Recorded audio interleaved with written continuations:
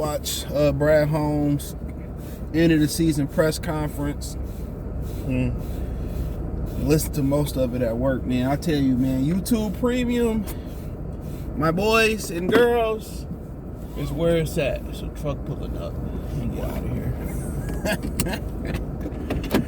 I walked in, it was a truck. Right when I walked in this morning, I said, yo, they never show up that early. But up out of here.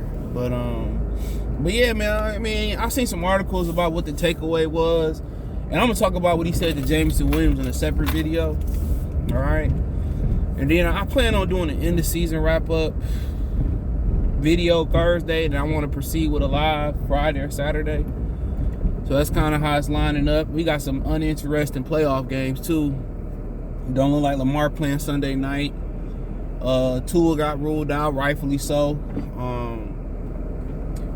And I really ain't looked at the schedule. That's how busy I've been. I haven't looked at the schedule. The Lions was in it. I'll probably look in it. But if you want to see my predictions, check out my other channel, Goodfella TV. I should be dropping them Thursday. So Goodfella TV should be sometime Thursday. Even though my schedule full tomorrow. So I'm going to find a way to stick it in tomorrow for sure. So yeah. But yeah, one of the things that kind of stood out was a few things to me. Outside the Jameson Williams was obviously the quarterback question. And I kind of said that for last. One of the things was talking about getting to a place where you one player away, and that's kind of like spending money in free agency. And he kind of talked about his philosophy on that. And he kind of talked about how everybody just looked at free agency last year with them signing their own guys. And he said, well, those are acquisitions, you know what I'm saying? And you just can't look at it just because we get a guy from another team. He always talked about getting the right guy and bringing in the right guy, signing the right guy, and it has to be the right culture fit. And I think that kind of coincided with them not taking Kayvon Thibodeau with the culture fit. So that's kind of where I looked at it at, was that for them, the coach, they really got a template, or they pretty much got a template for what type of player they really want. And he said that, not necessarily mean they're going to spend a lot of money in free agency from other teams, but you also got to look about the guys that they keeping in free agency. So I pretty much got the feel that, and I agree with it. Like, you don't have to go out there and spend in free agency a lot. You got a young team, and he said he's never going to let, nothing get in the way of a young player's development. Another interesting thing that I took away, and it's going to be different from what everybody hear and everybody write, was Aiden Hutchinson first. He talked about how he went to Aiden Hutchinson Pro Day. He talked about Njabo hurting himself. And I guess Njabo was one of them dudes that they was asking to drop. And he said Aiden Hutchinson was asked to drop in coverage one time. And he dropped one time. And that's one of the things that blew the doors off his mind, was how good Aiden Hutchinson looked being able to drop in coverage. They kind of converted from an I front last year to an even front this year with 4 down linemen. So I think they had the versatility to go to a 3 lineman again, and the ability of James Houston to stand up and Aiden Hutchinson to stand up. But I do think that Levi Anazorki, he spoke on him a little bit. It wasn't much, no update, just kind of like. But he said that I think it benefits Anazorki for them to be in 4 down linemen, in my opinion. That's what he played in Washington, I believe. So. But yeah, he talked about how impressed he was with Aiden Hutchinson kind of dropping the one time he dropped at Michigan Pro Day, and he said he was very, very surprised. And he's seen it. And like I said before, he was thicker at Michigan, and obviously scheme. He thinned out a lot more with the Lions, and he was a lot more explosive athlete than what I seen at Michigan. I'm gonna keep saying that, and seeing what I see now. Him and Thibodeau came on hard, fast too. But yeah, he spoke on that. And also he spoke on James Houston and how actually James Houston was flashing in practice.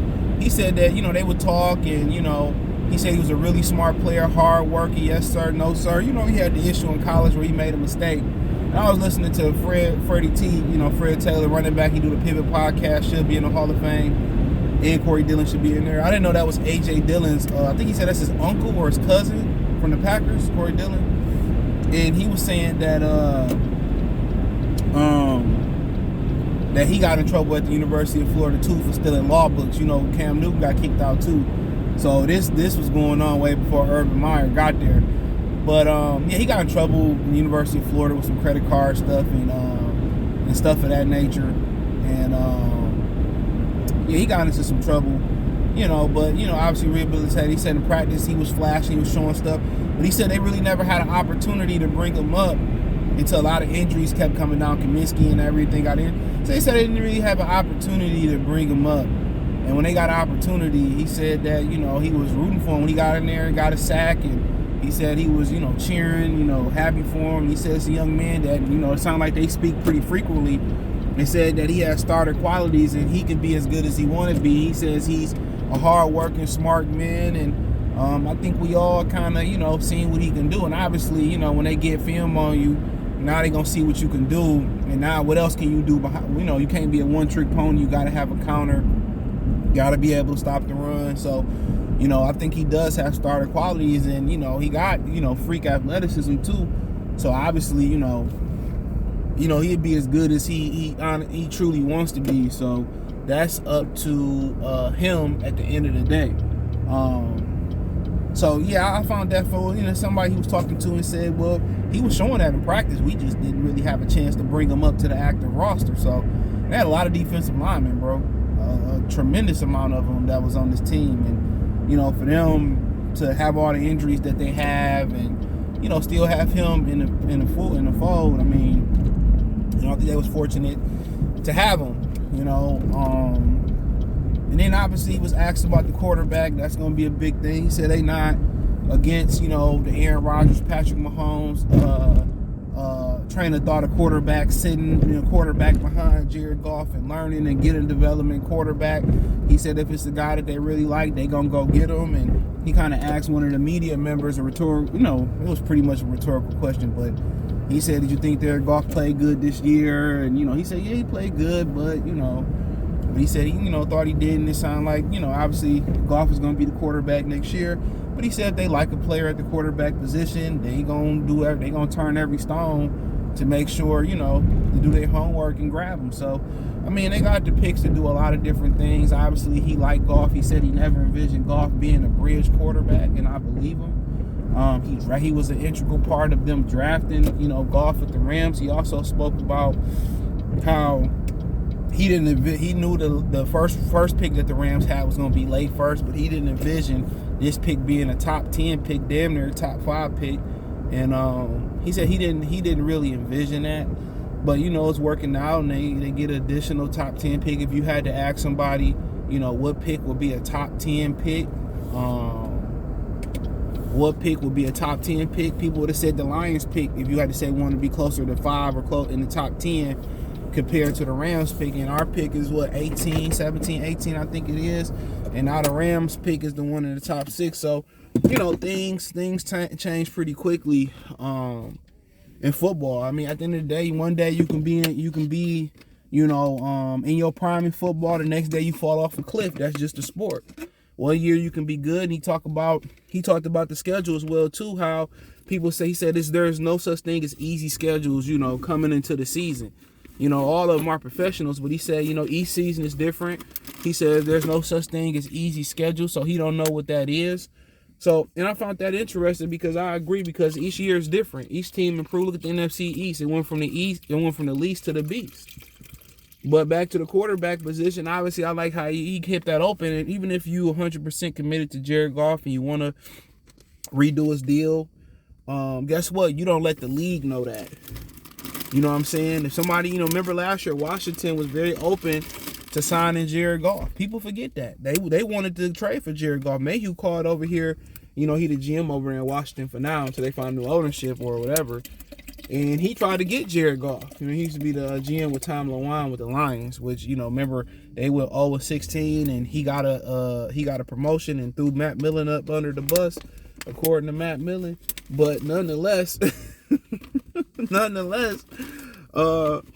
But nonetheless, yeah, you don't do that. In a lot of years, the Lions with Matt Patricia and Quinn Trisha, Bob Quinn, they would go around here and they would say that oh no, we're not taking a quarterback. And then again, you give up all your leverage. If a team think, oh man, they might take a quarterback, they for organization that historically been secretive, why wouldn't you want, if you high in the draft, why wouldn't you want somebody to think you had a quarterback so they can trade you something so you can still end up with the player you really want to do? So, I felt that they had some type of blind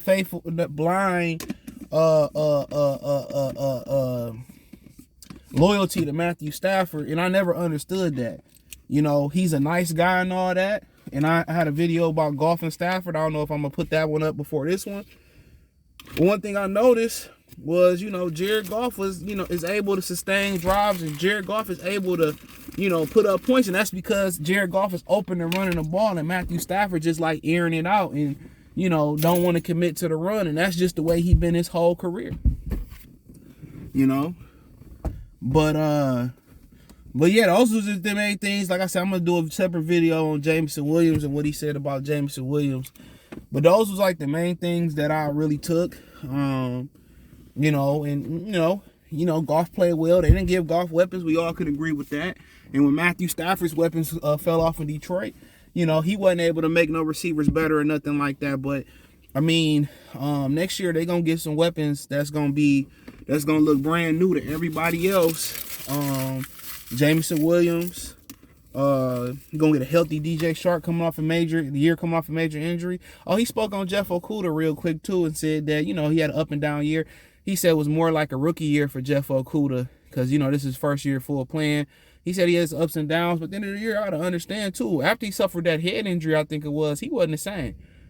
And also, this is the first year he playing like 10 plus games since college, which I feel that's like not going to work for 2 years and going back to full time and doing the full year. Shit, the first couple weeks, the first month, it's gonna be trying. You know what I'm saying? It's gonna be trying. I mean, going from midnights to mornings, that's trying. So y'all gotta bear with him. He played good. I think he closer to the player he was earlier this season than late. The head injury, the Achilles probably is he playing in the cold. The Achilles, you living in the cold. So I think his bounce back next year is gonna be, I think you got a 5th-year option. He said, I think he's gonna be incredible next year. To be honest, I think he's gonna be incredible. So I mean, I'm gonna talk more about the cornerback position. I don't think they need to go no more younger in the quarterback position. I mean, you got Jeff Okudah. I mean, you could bring Aurarie back. I think the back injury messed up Aurarie. Maybe him not trying to get injured out there messed him up too. Looking for the money. You got Jerry Jacobs back. See what happened with Mike Hughes. But if me personally, I think I go out there and make a deal for a veteran corner. That's what I would do.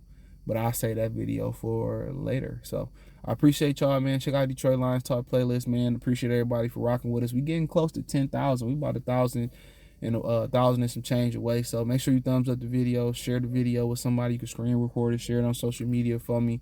I know I got to step up the marketing tools, and I will. I got some other things I am going to reach this year that I will. But yeah, hit the link tree. It's a link to take you to multiple links for me on Twitter, Instagram, Facebook, Spotify, Anchor, Cash App, Venmo, PayPal. Appreciate everybody supporting. One time for the one time. Peace.